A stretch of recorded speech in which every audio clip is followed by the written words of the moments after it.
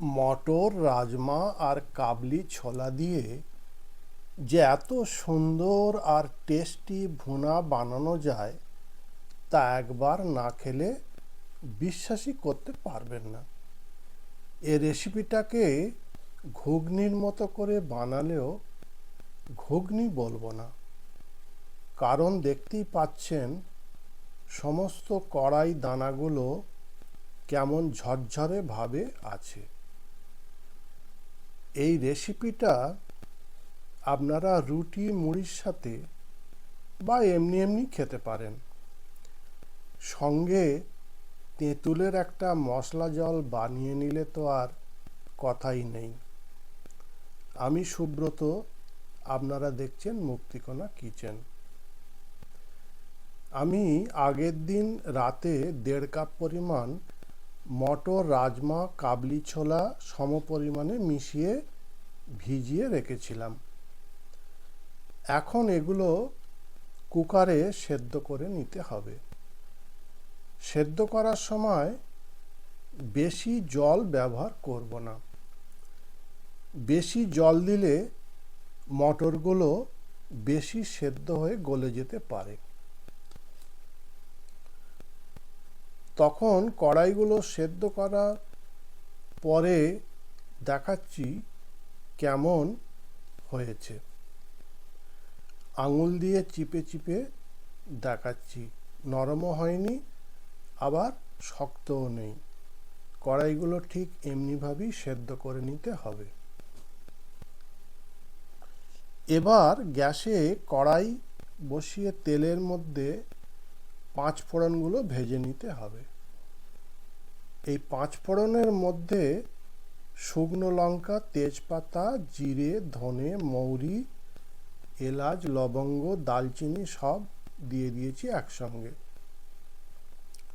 ফোড়নগুলো ভাজা হয়ে গেলে পেঁয়াজ কুচনো দিয়ে একটু নেড়েচেড়ে নিয়ে এবার দিয়ে দেবো রসুন কুচনো, লঙ্কা কুচনো, আদা কুচনোগুলো।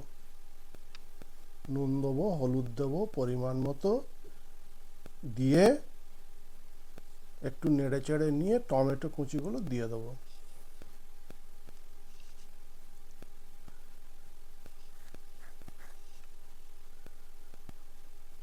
গ্রেভিটা হয়ে গেলে এবার দিয়ে দেবো সেদ্ধ করে রাখা কড়াইগুলো। আমি কোনো রকম এক্সট্রা জল ব্যবহার করছি না, এমনকি গ্রেভির মধ্যেও কোনো জল দিইনি। এবার কিছু ধনে পাতাকে কুচিয়ে দিয়ে দেবো, গরম মশলার গুঁড়ো দিয়ে দেবো। আমার তৈরি স্পেশাল গরম মশলার মধ্যে আছে ধনে, জিরে, তেজপাতা, এলাচ, লবঙ্গ, দালচিনি আর স্টার।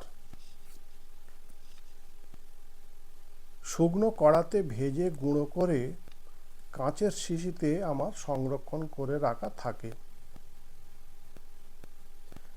রান্নাটা ততক্ষণ ফোটাবো যতক্ষণ না কড়াইগুলো থেকে সমস্ত জল ভাবটা দূর হয়ে যাচ্ছে।